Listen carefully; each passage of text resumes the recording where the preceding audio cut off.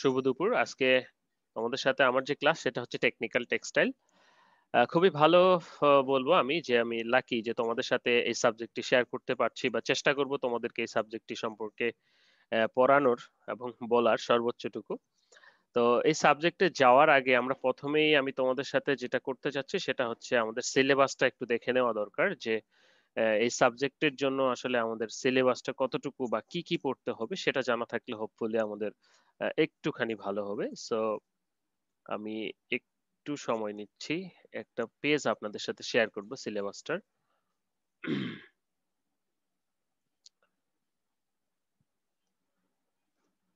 Hopefully সবাই দেখতে পাচ্ছেন, একটু জানাবেন।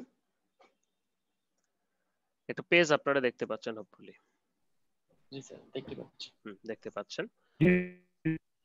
তো এখানে যে বিষয়টা হচ্ছে এটা আমাদের সিলেবাস। আমি একটু বড় করতে চাচ্ছি কিন্তু হচ্ছে না কেন। হ্যাঁ, হবে। ওকে, দেখেন। টেকনিক্যাল টেক্সটাইল কোড নাম্বার তো আমরা জানি। এখানে যেটা পড়তে হবে আমাদের সেটা হচ্ছে প্রথমের দিকে দেখি definition and scope of technical textile, technical fibre and yarns, different types of technical textile and their application. ইন্ট্রোডাক্টরিতে শুধুমাত্র এই কথাগুলি থাকছে। দ্বিতীয়ত আমাদের বিশেষ করে দেখতে হবে মেডিকেল টেক্সটাইল, বিশেষ করে এখন আমরা কি স্যার, প্রচুর পরিমাণে মিড টার্মের মেডিকেল জন্য টেক্সটাইল। শীট কি একটাই? হ্যাঁ, মিড টার্মের জন্য কি এই একটা শীট? শীট বলছি না, এটা সিলেবাস আমাদের, আমরা এখনো শীটে যাইনি। তো আমরা দেখি এখানে মেডিকেল টেক্সটাইলটা আমাদের অত্যন্ত গুরুত্ব সহকারে, সবগুলোই গুরুত্ব সহকারে। এখন করোনাকালীন সময়ে আমরা কিন্তু মেডিকেল টেক্সটাইলটার গুরুত্ব বুঝতে পারছি। সো এখানে আমরা মেডিকেল টেক্সটাইল সম্পর্কে পড়বো, ক্লাসিফিকেশন থেকে different types of implantable material, non implantable, extra carpal, hygienic products etcetera. তারপরে আমরা যেটা দেখবো জিও টেক্সটাইল। তারপরে আমরা যেটা দেখবো যে ওয়াটারপ্রুফ ব্যাথেবল ফেব্রিক। হ্যাঁ, তারপরে প্রোটেক্টিভ ফেব্রিক। তারপরে আমরা দেখবো smart fabric and intelligent textile. এগুলো অনেক মজার, আপনারা হয়তো মজা পাবেন। তারপরে টেকনিক্যাল ফেব্রিক স্ট্রাকচার, যে কিভাবে আসলে তৈরি করা হচ্ছে এই ফেব্রিক গুলোকে সেটা সম্পর্কে জানবো। যে আমরা এখন কিন্তু নন ওভেনের মাস্ক ইউজ করছি। হ্যাঁ, আমরা অবশ্যই হয়তো অনেকে জানি বা অনেকে জানি না যে এই নন ওভেন মাস্ক গুলি কিভাবে তৈরি করা হয় বা এই ফেব্রিক গুলি কিভাবে তৈরি করা হয়। তো সাম্প্রতিক এবং সব মিলিয়ে টেকনিক্যাল টেক্সটাইলের মোটামুটি সিলেবাসটা কভার করার চেষ্টা করব আমি। ঠিক আছে?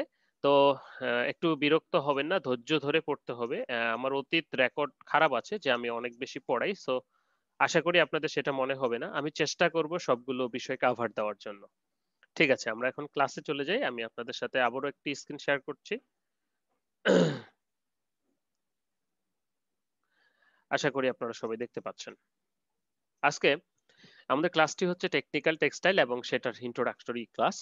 চলুন শুরু করা যাক আমাদের টেকনিক্যাল টেক্সটাইল সম্পর্কে। আমার কথা কি ক্লিয়ার? সবাই শুনতে পাচ্ছেন এবং দেখতে পাচ্ছেন স্ক্রিন সবাই? কেউ একজন রেসপন্স জি করুন। স্যার। Okay. দেখেন, টেক্সটাইল তো আমরা অনেক প্রকার, তাই না? টেক্সটাইলের সংজ্ঞাটা আগে কি ছিল? যে টেক্সটাইলের সংজ্ঞাটাই ছিল যে একটু সাউন্ড গুলো অফ করবো যাদের আনইউজুয়াল শব্দ আসতেছে। হ্যাঁ, নূর আলম মিয়া প্লিজ। ওকে, টেকনিক্যাল টেক্সটাইলটা হচ্ছে কি, আমরা টেক্সটাইলের সংজ্ঞা জানি যে আগে শুধু ছিল উইভ করে যেটা তৈরি করব সেটাই, উইভিংটাকে আমরা শুধু টেক্সটাইল বলি। কিন্তু আস্তে আস্তে এটা সংজ্ঞা পাল্টিয়েছে।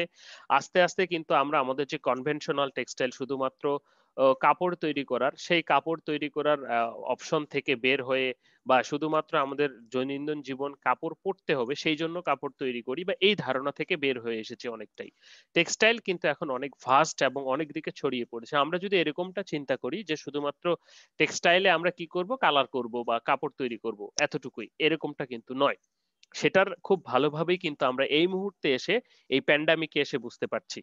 খুবই ভালো যে এই মুহূর্তে আমরা এই কোর্সটি পড়তে চলেছি। তো সেই জন্য আশা করি আমি চেষ্টা করব আমার সর্বোচ্চটুকু দেওয়ার। ওকে, সো টেকনিক্যাল টেক্সটাইল বলতে কি বোঝাচ্ছে, এইটার সংজ্ঞা অনেকজনে অনেক ভাবে দিয়েছেন। So according to the textile institute যদিও আমরা বলি যে textile materials and products manufactured primarily from their technical and performance properties rather than their aesthetic and decorative characteristics। দেখেন এখানে দুটো শব্দ, technical and performance properties, technical and performance properties rather than their aesthetic and decorative properties।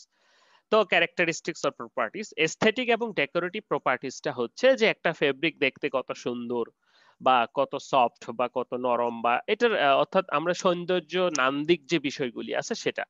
তো কিন্তু technical এবং performance properties বলতে বোঝাচ্ছে যে একটা দড়ির ক্ষেত্রে আমরা সবসময় চিন্তা করব যে এই দড়িটা কত লোড বহন করতে পারে, অর্থাৎ কত লোড দিলে পরে এটা ছিঁড়ে যায়। নিশ্চয়ই দড়িটা সফট নাকি হার্ড, সুন্দর নাকি অসুন্দর এই কথা চিন্তা করব না। সো টেক্সটাইল ম্যাটেরিয়াল যেগুলো, এগুলোকে আমরা বলতেছি টেকনিক্যাল এবং performance properties. So technical textile গুলো সাধারণত তৈরি করা হয় টেকনিক্যাল এবং পারফরম্যান্স প্রপার্টিস এর জন্য, অর্থাৎ স্পেসিফিক কোনো একটা কাজের জন্য তৈরি করা হয়। এটার এস্থেটিক ভ্যালু এবং ডেকোরেটিভ পারপাস গুলো পরে আসবে। So according to the textile ইনস্টিটিউটে তাহলে আমরা সংজ্ঞাটা বুঝতে পারছি যে ম্যাটেরিয়ালস আর প্রোডাক্টস যেটা কিনা তৈরি করা হয় প্রাইমারিলি প্রথম উদ্দেশ্য হচ্ছে টেকনিক্যাল এবং পারফরম্যান্স প্রপার্টিস। ওকে, তারপরে এটার নান্দিক যে বিচার বিবেচনা সেটা, এটাও টেক্সটাইল প্রোডাক্ট, কিন্তু এই টেক্সটাইল প্রোডাক্টের ভিতরে প্রথম যে শর্তটা আসতেছে সেটা হচ্ছে এটার টেকনিক্যাল এবং পারফরম্যান্স প্রপার্টিস গুলো, অর্থাৎ এটা কি উদ্দেশ্যে তৈরি করা হচ্ছে সেটা। তো technical textile are reported to be the fastest growing sector in textile industry. A technical textile is the textile has been developed to meet the exacting specified high performance requirements of a particular end use of conventional clothing and furnishing। যেমন ধরেন যে আপনার মোজায় গন্ধ হচ্ছে, তো এই মোজায় গন্ধ হবে না, তখন আমরা কি করি, সেই মোজায় এক প্রকার ফিনিশ দেই যেটাকে আমরা বলি এন্টি অডর ফিনিশ। তো এই এন্টি অডর ফিনিশটার কাজ কি হচ্ছে, আমার মোজায় যে গন্ধ হচ্ছে সেটা যেন না হয়, আমার মোজাটা কত সুন্দর অথবা সুন্দর না সেই বিষয়ে কিন্তু কনসার্নটা আমাদের পরে আসবে। তাহলে প্রথম কনসার্ন হচ্ছে আমার মোজায় গন্ধ হবে কিনা। তাহলে টেকনিক্যাল টেক্সটাইলের প্রথম ফিচারটাই হচ্ছে যে এটা কি জন্য তৈরি করা হচ্ছে। In many cases, especially developed technical yarns are supported and reinforce of the fabric and properties। তো বিভিন্ন ক্ষেত্রে সাধারণত আমাদের টেকনিক্যাল ফাইবার ইয়ার্ন ইত্যাদি তৈরি করা হয়। এখানে কত তিনটি ছবি আপনারা দেখতে পাচ্ছেন। প্রথম ছবিতে আমরা দেখতে পাচ্ছি যে একটা কৃষি ক্ষেত নেট আবৃত করে রেখেছে। দ্বিতীয়টা হচ্ছে যে একটা রাস্তার উপর কিছু ফেব্রিক বিছানো হচ্ছে, এবং তৃতীয়টা হচ্ছে যে একটা ফেব্রিকের উপর পানি শোষণ করছে না ফেব্রিকটা, বা পানি প্রবেশ করতে পারছে না। প্রত্যেকগুলি কিন্তু আমাদের টেকনিক্যাল টেক্সটাইল। প্রথমটার ক্ষেত্রে যদি আমরা বলি এটা এগ্রো টেক্সটাইল, অর্থাৎ আমাদের কৃষি কাজের জন্য যে সমস্ত কৃষি কাজকে উদ্দেশ্য করে যে সমস্ত ইয়েগুলো করা হয়, টেকনিক্যাল টেক্সটাইল গুলো তৈরি করা হয়, সেটাকে টেক্সটাইল প্রোডাক্টগুলি তৈরি করা হয় সেগুলোকে টেকনিক্যাল টেক্সটাইল বলছি। যেমন ধরেন যে ফসলের পোকামাকড় যেন না ঢুকে সে ধরনের এক প্রকার বিশেষ প্রকার নেট তৈরি করা হয়।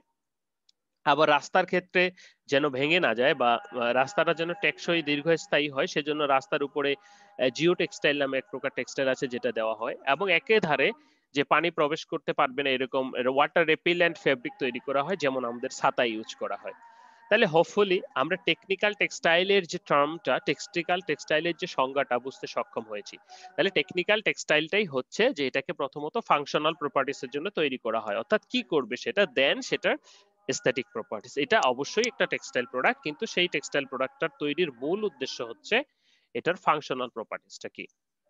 ওকে, নেক্সট টেকনিক্যাল টেক্সটাইলের মার্কেট যদি আমরা দেখি, দেখেন যে নরমালি আমাদের টেকনিক্যাল নানা প্রকার টেকনিক্যাল টেক্সটাইল যেগুলো এখনো ডেভেলপিং পর্যায়ে রয়েছে, কিন্তু এখন প্রচুর পরিমাণে বেড়ে যাচ্ছে। তো এখানে মোটামুটি ভাবে এটা আগের একটা চার্ট গ্রাফ, এখন এখন যদি আমরা বলি তাহলে মেডিকেল টেক্সটাইলের পরিমাণটা বেড়ে যাবে। তো সাধারণত প্রচুর পরিমাণে ক্যানভাস কাপড় টেন্টস এগুলো তৈরি করা হয় প্রায় 43%। আমরা যে তাঁবু তৈরি করি, আর্মিরা যে তাঁবু তৈরি করে, এ ধরনের ক্যানভাস বা টেন্টস যে ফেব্রিক গুলো আছে, ট্রান্সপোর্টেশন এন্ড অটোমেশন 23%। আপনারা লক্ষ্য করবেন গাড়ির সিট থেকে শুরু করে এরোপ্লেন বা ইত্যাদির যে সিট গুলি রয়েছে, লিজারের জন্য কিছু স্পেশাল আছে, জিও টেক্সটাইল যেমন কনস্ট্রাকশনের জন্য আমাদের রাস্তা অথবা বাঁধ ভেঙে যেন না যায়। তোমরা অনেকেই লক্ষ্য করবে যে রাজশাহীতে যাদের বাড়ি, যে বা নদীর পাড়ে যাদের বাড়ি, যে নদী ভাঙনের থেকে রক্ষার জন্য এরকম কিছু কাপড়ের ব্যাগ বা কাপড়ের চাদর বা সমুদ্র সৈকতে দেওয়া হচ্ছে, যেটাকে আমরা জিও টেক্সটাইল বলি, যে ধুয়ে যাবে না মাটিটা। এবং একই সাথে মেডিকেল টেক্সটাইল 10%, এটা এই মুহূর্তে 2020-তে ম্যাক্সিমাম। এবং সর্বশেষ যদি আমরা বলি যে প্রোটেকটিভ অ্যাপারেল, যেমন সেটা হতে পারে যারা ফায়ার ফাইটার কাজ করছে তাদের জন্য, অথবা এ ধরনের কেসে সাধারণত আমরা টেকনিক্যাল টেক্সটাইল প্রোটেকটিভ অ্যাপারেলটা ইউজ করে থাকি। সো এখানে একটা চার্ট দেওয়ার চেষ্টা করেছি আমি কম্পারেটিভলি বোঝানোর জন্য যে ক্যানভাস টেন্ট সবচেয়ে বেশি ইউজ করা হতো এখন পর্যন্ত, কিন্তু বর্তমানে আমরা যদি বলি মেডিকেল টেক্সটাইলটা নিয়ার অ্যাবাউট 50% বা এরকম এটা বেড়ে গেছে এই প্যান্ডামিকের কারণে। ওকে, এটা ছিল আমাদের টেক্সটাইলের মার্কেট, এবং এটা কিন্তু ডে বাই ডে বাড়ছে। তো আপনারা যে যদি কারো মানে সম্ভব হয়, অবশ্যই এই সেক্টর গুলো নিয়ে ফ্যাক্টরিতে কাজ করবেন বা অনেক বায়ার আছেন কাজ করাচ্ছেন, এগুলো নিয়ে কাজ করবেন। এটা নতুন অভিজ্ঞতা, সবসময় পাওয়া যায় না এবং সবসময় থাকেও না। ওকে, তো আমরা যদি একটু ক্লাসিফিকেশনের দিকে মনোযোগ দেই, তাহলে কি কি প্রকার, কত প্রকার ক্লাসিফিকেশন আমরা একটু দেখি যদি। আহ, অল্প করে চোখ বুলাই। এগ্রোটেক অর্থাৎ এগ্রিকালচারের ক্ষেত্রে আমাদের যেগুলো হয়, যেমন এগ্রিকালচারের ক্ষেত্রে শুধু ধান চাষ তো আর না, এগ্রিকালচারের সাথে সেটা গবাদি পশু পাখি পালন, মাছ চাষ, হর্টিকালচার, ফরেস্ট্রি, নানা প্রকার বিষয় জড়িত। সো সেইখানে যে সমস্ত আমরা টেক্সটাইল ম্যাটেরিয়াল গুলো ইউজ করছি সেগুলোকে এগ্রোটেক বলছি। তারপর বুইলটেক অর্থাৎ বিল্ডিং তৈরির ক্ষেত্রে আমরা যে ধরনের এবং কনস্ট্রাকশনের ক্ষেত্রে যে ধরনের টেক্সটাইল ম্যাটেরিয়াল গুলো ইউজ করছি সেগুলোকে আমরা বুইলটেক বলছি। এখন প্রশ্ন হতে পারে, স্যার বিল্ডিং এর ক্ষেত্রে বা এই ধরনের কনস্ট্রাকশনের ক্ষেত্রে আমাদের কাপড় কি করবে বা কাপড় কি করতে পারে? যে আমরা জানি, আমরা টেক্সটাইল র মেটেরিয়াল 2 পড়েছি বোধহয় সবাই। তো সেখানে আমরা জানি বিভিন্ন প্রকার ফাইবার আছে যেগুলো অনেক বেশি শক্ত, আমাদের স্টিলের চেয়েও শক্ত, যেমন কার্বন ফাইবার, হ্যাঁ, তারপর আরো শক্তিশালী ফাইবার অ্যারামেট রয়েছে, গ্লাস ফাইবার রয়েছে, যেগুলো দিয়ে কিন্তু বাংলাদেশে বলে না যে রডের বদলে বাঁশ দিয়েছে, তো রডের বদলে কিন্তু আমরা ফাইবার দিতে পারি। বা এখনকার উদ্দেশ্যগুলো হচ্ছে কিন্তু দেখো, যত বড় বিল্ডিং হোক, যে বিল্ডিং কে শক্ত হতে হবে এবং একই সাথে লাইট হতে হবে, পাতলা হতে হবে, এটা কিন্তু উদ্দেশ্য। তো অলরেডি কিন্তু তোমরা লক্ষ্য করবে যে আরএফএল কিন্তু বাংলাদেশে নৌকা তৈরি করেছে ফাইবার গ্লাস দিয়ে। এটাও কিন্তু একটা বুইল্ড টেক, বা আমি আসতেছি এগুলো সম্পর্কে আলোচনায়। তো বিশেষ করে বিল্ডিং এর ক্ষেত্রে বা বড় বড় কার্বন ফাইবার দিয়ে যে সমস্ত বিল্ডিং তৈরি করা হয় সেই ক্ষেত্রে।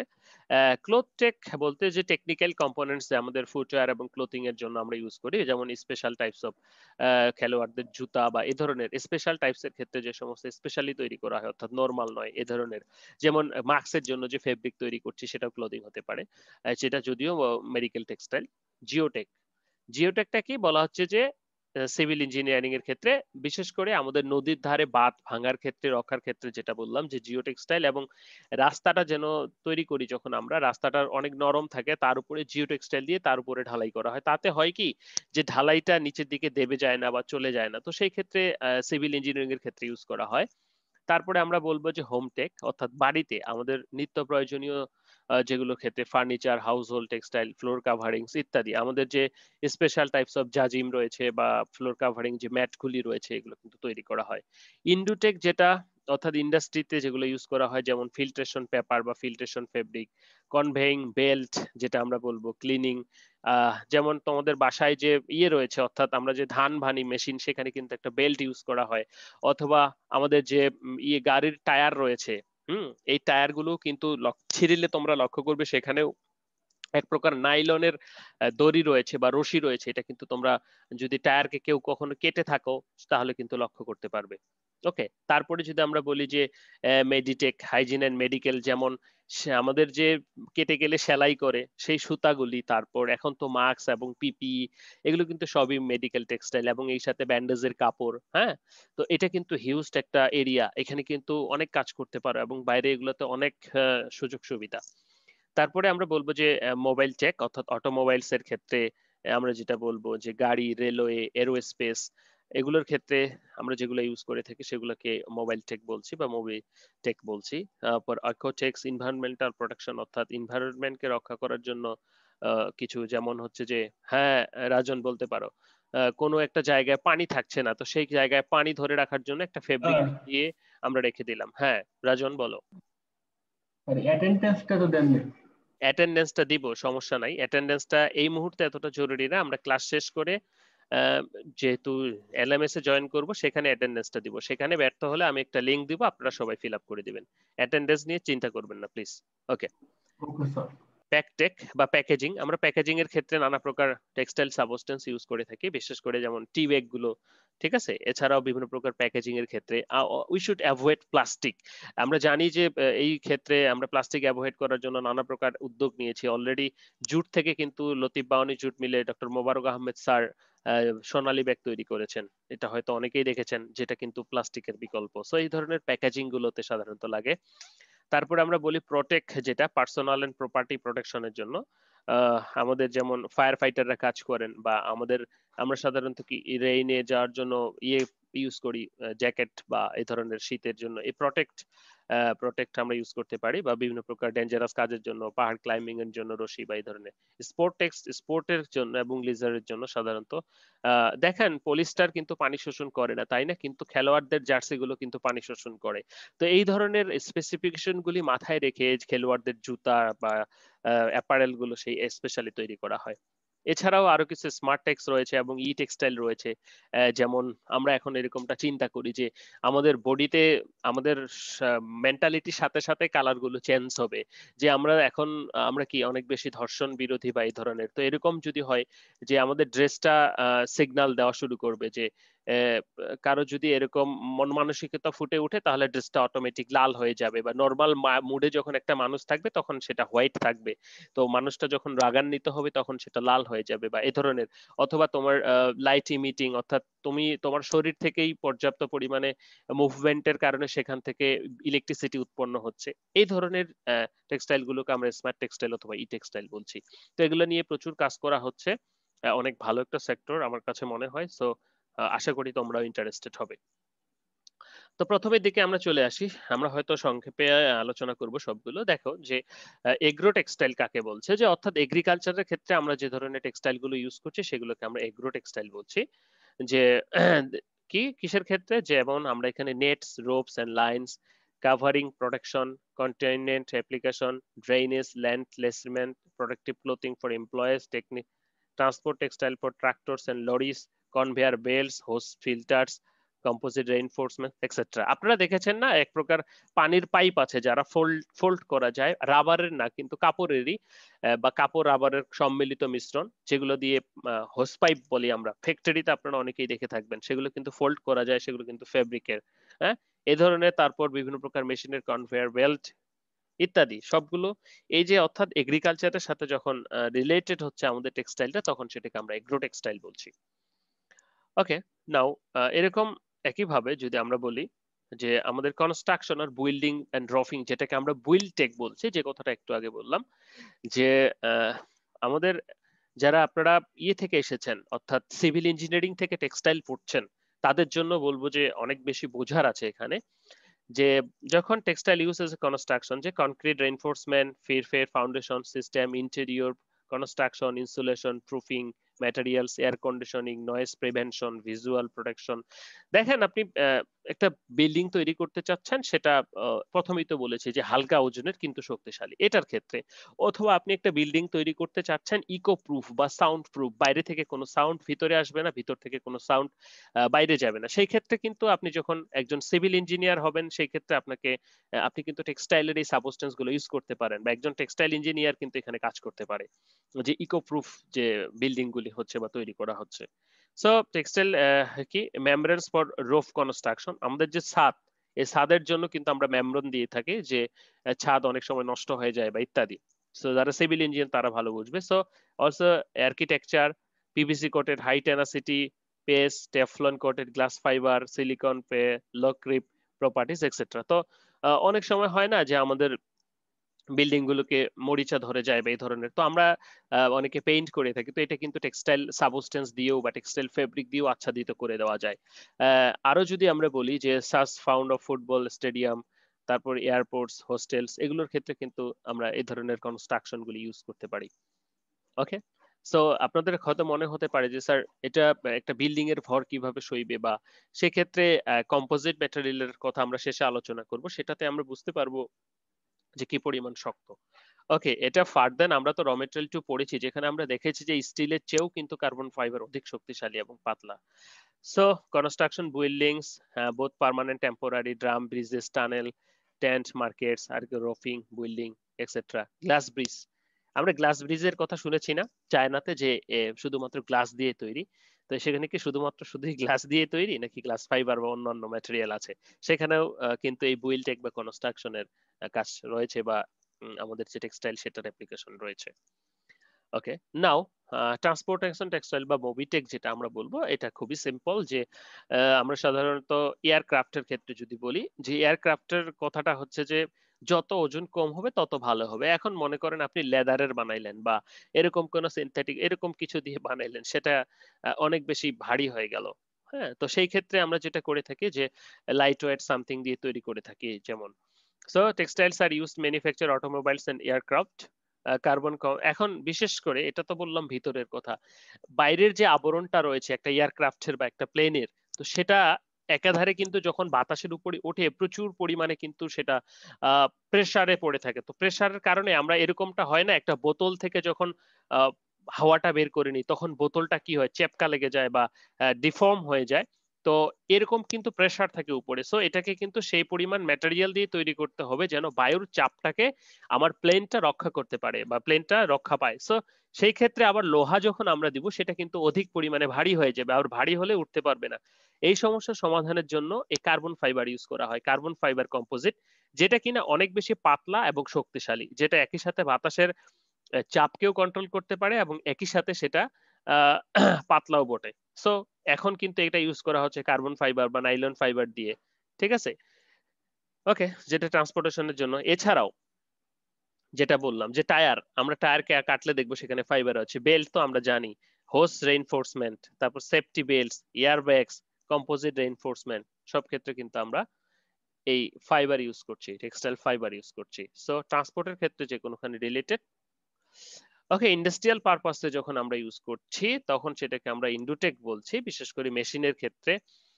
আমাদের প্রিন্টিং এর ক্ষেত্রে কিন্তু যেমন সিল্ক স্ক্রিন বা রিপালশন টেকনোলজি, এখানে কিন্তু sound proofing elements, melting process, এখানে আমরা এই ইন্ডোটেক ইউজ করে থাকি। যেখানে তোমরা একটা বেল্ট দেখতে পাচ্ছ, হ্যাঁ, এই ধরনের বেল্ট গুলা বলা হচ্ছে textile use directly in industrial process or Incorporated into industrial products are known as Indus textile. So textile, chemical and electrical application and textile related mechanical engineering.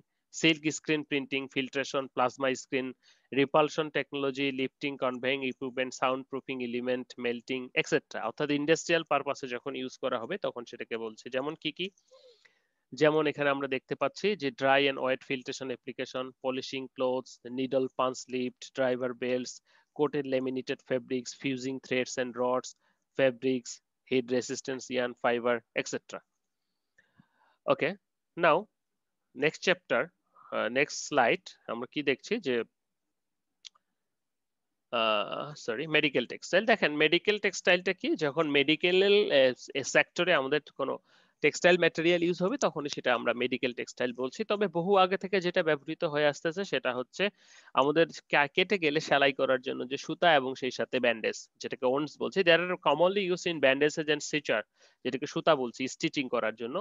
The wounds and not at all the textile fibers can be used here because their performance depend on the interaction and cell and different এখানে fluids and by the body। এটা অবশ্যই একটা জিনিস খেয়াল রাখতে হবে যে সকল প্রকার টেক্সটাইল ফাইবার কিন্তু ইউজ করা হয় না, কারণ এটা বডির সাথে কোনো প্রকার সমস্যা করবে কিনা, যে আমরা যে কটনটা ইউজ করব সেটা পানি অ্যাবজর্ব করবে কিনা, তো সেই ক্ষেত্রে অনেকগুলো বিষয় থেকে থাকে। তো সেটার ক্ষেত্রে আমরা মেডিকেল টেক্সটাইল যেহেতু আমাদের আলাদা একটা চ্যাপ্টারই আছে, এটা নিয়ে আমরা বিস্তারিত আলোচনা করব। তো আমরা কি কি ওইস, বেবি ডায়াপার্স, অ্যাডাল্ট স্যানিটারি, স্যানিটাইজেশন পেক, আমরা বাজারে যেগুলো দেখতে পাই, পিপি, মাস্ক, ডায়াপার, হ্যাঁ, এগুলো সবই কিন্তু মেডিকেল টেক্সটাইল, অর্থাৎ হেলথের সাথে যে সমস্ত জড়িত। তো এটা সাধারণত কি কি medical application area of textile, যেটা health care and hygienic products এর ক্ষেত্রে ইউজ করা হয়। তারপরে যেটা আমরা বলবো যে নন ইমপ্লান্টেবল ম্যাটেরিয়াল এবং ইমপ্লান্টেবল ম্যাটেরিয়াল, অর্থাৎ যেটা একবারে বায়োডিগ্রেডেবল অথবা বায়োডিগ্রেডেবল না, এই সমস্ত ক্ষেত্রে এক্সট্রা কার্পল ডিভাইস, অর্থাৎ কিডনি, লিভার, লাংস কিন্তু নতুন ভাবে তৈরি করা হচ্ছে। আমরা কিছুদিন আগে নিউজে দেখেছিলাম ডক্টর শুভ কৃত্রিম ইয়ে তৈরি করেছেন, হার্ট তৈরি করেছেন। এসএস, এখানেও কিন্তু টেক্সটাইল ইয়েগুলো ইউজ করা হয়েছে, ফাইবার ইয়ানগুলো ইউজ করা হয়েছে, যেটা দিয়ে আমরা নালী তৈরি করেছি, ধমনী তৈরি করেছি ইত্যাদি। তারপরে যদি আমরা বলি হোম টেক্সটাইল, হোম টেক্সটাইল কি, সাধারণত বাড়িতে যে সমস্ত কাজের জন্য আমরা তৈরি করে থাকি সেটাকে আমরা হোম টেক্সটাইল বলছি, যেমন ক্যানভাস, তারপর শেপস ইত্যাদির ক্ষেত্রে, বিভিন্ন ক্ষেত্রে, অর্থাৎ হোম ফার্নিশিং বা এই ধরনের ইউজ, ডোমেস্টিক ইউজের জন্য যে সমস্ত হয়, বিশেষ করে ইন্টেরিয়র ডেকোরেটর বা ফার্নিচার। এখন কিন্তু কাঠের ফার্নিচার মানুষ খুব কম ইউজ করে, নানা প্রকার দেখবা যে অটবি টটবি, হাতিল টাতিল ইত্যাদি চলে এসেছে, হ্যাঁ, তো এগুলো কিন্তু যখন তৈরি করা হয় সেটা ফাইবার কম্পোজিট দিয়েও কিন্তু তৈরি করা হয়। ওকে, ক্লোথ টেক্স বলতে বোঝাচ্ছে আমাদের নর্মাল, আমাদের ব্যবহারের জন্য যে সমস্ত ফেব্রিক, যখন এটাকে স্পেশালি তৈরি করা হয় তখন সেটাকে আমরা ক্লোথ টেক বলছি। জিওটেক্স কাকে বলছে, যে জিওটেক্সটা হচ্ছে সাধারণত, আমি একটু দ্রুত শেষ করার চেষ্টা করছি কারণ আপনারা আবার জয়েন করবেন, আপনাদের একটু বুঝাইতে হবে, তারপর আমরা এলএমএস এ জয়েন করব, সো এটা আমি শেষ করার চেষ্টা করছি। ওকে, দেখেন জিও টেক্সটাইলটা কি? জিও টেক্সটাইলটা হচ্ছে যে আমরা যখন আহ, কি আমাদের যে জিও বা ভূমি এই রক্ষার্থে বা জিওলজিক্যাল সিচুয়েশনের ক্ষেত্রে যে সমস্ত টেক্সটাইল গুলি ইউজ করব সেগুলোকে আমরা জিও টেক্সটাইল বলছি। আপনারা একটু লক্ষ্য করেন ছবিতে যে দেখেন এরকম মোটা মোটা ফেব্রিক গুলো দেখেছেন কিনা কম্বলের মতো, হ্যাঁ? তো কখনো সুযোগ হলে দেখবেন বাঁধে। এটার একটা ইয়া হচ্ছে যে এটা দিয়ে পানিটা বেরিয়ে যেতে পারে, কিন্তু এটার যে ছোট ছোট মাটির কণাগুলো আছে সেগুলো কিন্তু যেতে পারে না, যার ফলে কিন্তু এগুলো আটকে পড়ে যায় বা আমাদের যে মাটিটা ক্ষয় সেটা ক্ষয় থেকে বেঁচে যায়। তো সাধারণত কি roadway, prevent filtration, fluid transmission, waterway ইত্যাদিতে সাধারণত ইউজ করা হয়। তারপরে যদি আমরা বলি ইকোটেক, আসলে পরিবেশ রক্ষা করার জন্য ইকোটেক্স যেটা, তো আমরা দুটো ছবি দেখতে পাচ্ছি উপরে, দেখেন যে একটা ফেব্রিক বিছিয়ে দেওয়া হয়েছে। আমরা সাধারণত অনেকেরই হয়তো মনে থাকবে যে বাসায় যখন ধানের চারা বপন করি শীতকালে, তখন কিন্তু একটা যেটা গ্রামের কথা বলছি, বস্তা ভিজিয়ে সেখানে ধানগুলো রেখে দিয়ে তারপর উপরে একটা হট ওয়েদার তৈরি করি। তো সেই ক্ষেত্রেও কিন্তু আমাদের টেক্সটাইল ইউজ হচ্ছে। এবং একই সাথে এখানে দেখেন যে গাছের পানি যখন কমে গেছে, অর্থাৎ রস কমে গেছে বা রস যেন শুকিয়ে না যায়, সেক্ষেত্রে কিন্তু আমরা এই টেক্সটাইল ইউজ করেছি। এবং একই ধারে নিচের দিকে দেখেন যে বাঁধের রক্ষার্থের ক্ষেত্রেও কিন্তু আমরা এই টেক্সটাইলটা ইউজ করেছি। যে সয়েল সিলস, এটা ড্রেনেজ সিস্টেমটা কিভাবে হবে, ইরিশনটা যেন না হয়, ল্যান্ডফিলটা যেন না হয় সেজন্য। অর্থাৎ দেখেন জিও টেক্সটাইল এবং এটার ভিতরে একটু পার্থক্য আছে। জিও টেক্সটাইলটা পরিবেশের সাথে ফ্রেন্ডলি হলে ভালো, না হলেও সেটা তার এসপেক্টে আলাদা, যে সেটা যেই পারপাসে আমরা ইউজ করছি সেটার জন্য। কিন্তু ইকো টেক্সটাইলটা হচ্ছে পরিবেশের সাথে রিলেটেড, যে হ্যাঁ পরিবেশটা ঠিক থাকবে কিনা। তারপরে যদি আমরা বলি প্যাকেজিং বা প্যাকটেক, প্যাকেজিং বলতে সাধারণত আমরা কি যেভাবে প্যাকেজিং, যে নতুন নতুন টেকনোলজি গুলো এসেছে, বিশেষ করে চা পাতার ব্যাগ থেকে শুরু করে আরো যে বিষয়গুলো রয়েছে সেগুলো, ফুড, আমরা যে এখন কি প্রচুর পরিমাণে ফুড প্যাকেজিং করে থাকি, হ্যাঁ? তো আমাদের একটা জিনিস অবশ্যই লক্ষ্য রাখতে হবে, উই শুড অ্যাভয়েড প্লাস্টিক। তো প্লাস্টিক থেকে অ্যাভয়েড করতে গেলে আমাদের অবশ্যই ডিগ্রেডেবল ম্যাটেরিয়ালের দিকে যেতে হবে। ডিগ্রেডেবল ম্যাটেরিয়ালের দিকে যদি আমরা যাই, যে সেলুলোজিক ম্যাটার বা এ ধরনের, তো আমরা এই সমস্ত ক্ষেত্রে সাধারণত ইউজ করছি এবং এগুলোকে আরো বেশি ইউজ করতে হবে যেন আমাদের যে এমপ্লয়মেন্ট, এটা রেট, এটা যেন আরো বেড়ে যায়। তারপরে যদি আমরা বলি যে স্পোর্টস এন্ড লিজার বা স্পোর্টস টেক্স এর ক্ষেত্রে, যে বিশেষ করে আমাদের স্পোর্টস এর জন্য যে সমস্ত ফেব্রিক বা ফাইবার ডিজাইন করা হয় সেগুলোর ক্ষেত্রে আমরা বলছি, যেমন জুতোর ক্ষেত্রে বলছি স্পোর্টস ওয়্যার। তারপর এই যে পরে আছে, অর্থাৎ এটা যদি আমাদের শরীর থেকে, এটা সাধারণত পলিস্টার হয় আমরা জানি, বা অনেকেই, এটা শুধু শরীর থেকে আমাদের ঘামটাকে শোষণ করে না নেয়, তাহলে সেটা কি হবে, যে শোষণ করে যদি না নেয় তাহলে সেটা হচ্ছে যে আমাদের শরীরে থেকে যাবে এবং আমাদের একটা চিটচিটে ভাব বা ক্যাতক্যাতে অবস্থার সৃষ্টি হবে, যেটা কিনা আমাদেরকে কখনোই কমফোর্ট ফিল করাবে না। কিন্তু যখন আমরা স্পেশালি এই ধরনের ফিনিশ দিয়ে তৈরি করব, ডিজাইন দিয়ে তৈরি করব, তখন কিন্তু এই অবস্থাটা থাকবে না, শোষণ করবে এবং সেরে দিবে। অনেকেই ফ্যাক্টরিতে আপনারা উইকিং ফিনিশ করেছেন, এটা কিন্তু সেই উইকিং ফিনিশটা এখানে দেওয়া হয়ে থাকে। ওকে, তারপরে যদি আমরা বলি প্রোটেক্টিভ এন্ড সেফটি ক্লোথিং, যেটা প্রোটেক্ট আমরা বলবো, বিশেষ করে আমরা একটা ছবি দেখতে পাচ্ছি যে ফায়ার ফাইটারদের জন্য, নট অনলি ফায়ার ফাইটারদের জন্য, তারপর যারা স্টানম্যান লাফ দেয় উপর থেকে, তারপর বুলেট প্রুফ জ্যাকেট, আর্মিদের যারা পোশাক তৈরি করে, তারা কিন্তু এই প্রোডাকশন নিয়ে বেশ কাজ করতে হয় তাদের, যে এটা কিরকম হবে, যা আমরা যখন যুদ্ধের আগে যেরকম যুদ্ধ হতো, তো যুদ্ধের বুকে সাধারণত একটা বর্ম পড়তো, তাই না, যে যেটার ভিতর দিয়ে তলোয়ার সাধারণত ঢুকতো না বা এই ধরনের, তো সেগুলো কিন্তু বিভিন্ন প্রকার ফাইবারের ছিল অথবা লোহার ছিল। এই যে বিষয়গুলি থেকে ব্রেদেবল মেমব্রেন, আবার হেলমেট আমরা যদি বলি, এটাও কিন্তু একটা, হেলমেটও কিন্তু আমরা টেক্সটাইল সাবস্টেন্স দিয়ে তৈরি করতে পারি। ওকে, এগুলো নিয়ে আমরা আলোচনা করব। তারপরে আমরা বলি সর্বশেষের দিকে, আমরা যদি বলি যে কম্পোজিট ম্যাটেরিয়াল, বিশেষ করে কম্পোজিটের ধারণাটা হচ্ছে এরকম, যে আমাদের অনেকেরই বাসা গ্রামে, তো আমরা একটা গ্রামে কাজ করতাম, মনে পড়ে কিনা দেখো, যে এরকম একটা বাঁশের চাটাই তৈরি করতাম, অর্থাৎ বাঁশের যে কঞ্চি রয়েছে সেই কঞ্চি দিয়ে, তো কঞ্চি দিয়ে চাটাই তৈরি করে সেটা থেকে পুকুর থেকে কাদা এনে সেটাতে লেপ্টে দিতাম, তাই না? এই বিষয়টাকে আমরা বলতেছি কম্পোজিট। দেখেন এখানে যে বাঁশের কঞ্চিগুলো রয়েছে, সেই কঞ্চিগুলো হচ্ছে প্রত্যেকটাই এক একটা লোড বিয়ারিং করছে, রেইনফোর্সমেন্ট ম্যাটেরিয়াল বলছে প্রত্যেকটাকে। এবং এই যে ফাইবারটা, যেটাকে কঞ্চিটাকে, এবং যেটা কাদাটা আমরা এনে দিচ্ছি, সেটাকে সবসময় বলতেছে ম্যাট্রিক্স ম্যাটেরিয়াল। তো এই ধরনের দুটো ফাইবারের, দুটো ম্যাট্রিক্স এবং পলিমারের সমন্বয়ে আমরা কম্পোজিট তৈরি করে থাকি।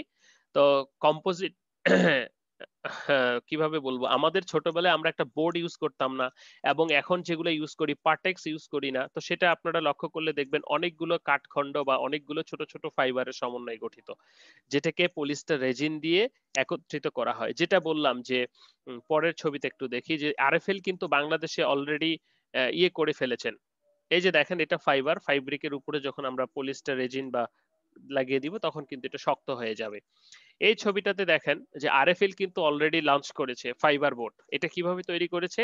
গ্লাস ফাইবার দিয়েছে ওই যে ঠিক কঞ্চি হিসেবে, এবং একই সাথে সেখানে ইয়ে দিয়েছে, অর্থাৎ পলিস্টার রেজিন দিয়েছে জানে শক্ত হয়ে যায় কাদা হিসেবে। তাহলে এটা কি শক্ত একটা ফর্ম হয়েছে প্লাস্টিকের মতো। অর্থাৎ এই শেপের মাধ্যমে ডক্টর মোবারক আহমেদ স্যার কিন্তু জুটিন তৈরি করেছিল, অর্থাৎ জুট দিয়ে টিন তৈরি করেছিল। এটা হয়তো অনেকেই জানেন। তারপর একটা পত্রিকা বা একটা অনলাইন পোর্টালে এসেছিল যে একটা ছেলে সাইকেল তৈরি করেছে পাট দিয়ে, সেখানেও কিন্তু একই কেরামতি, অন্য কোনো কিছু নাই এই কম্পোজিট ম্যাটেরিয়ালের। আপনারা আগ্রহী হলে আমি আপনাদের এই কম্পোজিট ম্যাটেরিয়ালের প্রজেক্ট করাতে পারি বা আমরা কাজ করতে পারি ইউনিভার্সিটি খুললে। আগ্রহী হলে আমাকে জানাবেন। ওকে, আমাদের আর 2 মিনিট আছে, আমি শেষ করে দিব, তারপর আবার কাইন্ডলি জয়েন করবেন একটু সবাই। তো এখানে আমরা টেকনিক্যাল টেক্সটাইলের ক্ষেত্রে আরো আমরা যদি বলি যে কি কি সমস্ত ইয়ার্ন ইউজ করা হয়, সাধারণত আমরা ন্যাচারালের ভিতরে দেখি জুট, যেহেতু অনেক বেশি ভার্সেটাইল, ফ্লাক্স, কয়ের, এগুলো সাধারণত ইউজ করা হয়। কয়ের ফাইবার অনেক বেশি শক্তিশালী। ফ্লাক্স, জুট এবং কয়ের নিয়ে কাজ করার অভিজ্ঞতা আছে আমার, তো আপনারাও চাইলে করতে পারবেন। এগুলো নিয়ে কম্পোজিট থেকে শুরু করে অন্যান্য নানা প্রকার ম্যাটেরিয়াল তৈরি করা যায়। এছাড়াও কটন, বিশেষ করে ব্যান্ডেজ বা মেডিকেল টেক্সটাইলের ক্ষেত্রে। এছাড়া পলিস্টার ইয়ার্ন, এগুলো সব ইউজ করা হয় বিভিন্ন প্রকার ফেব্রিক তৈরির ক্ষেত্রে। পলিপ্রপিলিন ইয়ার্ন, এছাড়াও রয়েছে আমাদের aramid fibre, filaments, glass fibre, glass yarn, এগুলো র মেটেরিয়াল টুতে আপনারা পড়েছেন গ্লাস ইয়ার্ন সম্পর্কে অথবা গ্লাস ফাইবার সম্পর্কে। এছাড়াও সবচেয়ে শক্তিশালী কার্বন ফাইবার। এছাড়াও যেগুলো রয়েছে আমাদের অ্যারামিড, কেভলার। কেভলার কি? অ্যারামিড ফাইবার বা কেভলারের ভিতর দিয়ে কিন্তু বুলেট প্রুফ আমরা জ্যাকেট তৈরি করি, যেটার ভিতর দিয়ে কিন্তু বন্দুকের গুলিও ঢুকতে পারে না। ওকে, তো এই ছিল আজকে আমাদের লেকচারটি। সর্বশেষ আমরা একটা ছবি দেখতে পাচ্ছি যে এখানে একটা হার্ট এর ছবি রয়েছে। দেখেন এখানে কিন্তু আমরা এই যে নলগুলি তৈরি করেছি সেগুলো কিন্তু টেক্সটাইল ফাইবার দিয়ে তৈরি করা। সো এই লেকচারের আলটিমেট যদি আমরা বলি, পুরোটাই ছিল আমাদের অ্যাবাউট টেক্সটাইল, টেকনিক্যাল টেক্সটাইলের বিভিন্ন সেক্টরের ইন্ট্রোডাকশন। তো পরবর্তী ক্লাস থেকে আমরা এটা ডিটেলস গুলোতে চলে যাব, এবং ডিটেলস দিয়ে আমাদের পড়া লাগবে। আমাদের এখনই কেটে যাবে, প্লিজ দয়া করে আবার সবাই একবার জয়েন করবেন। আমি একটু আপনাদের কিভাবে জয়েন করতে হয় সেটা দেখাবো। ঠিক আছে, ধন্যবাদ সবাইকে।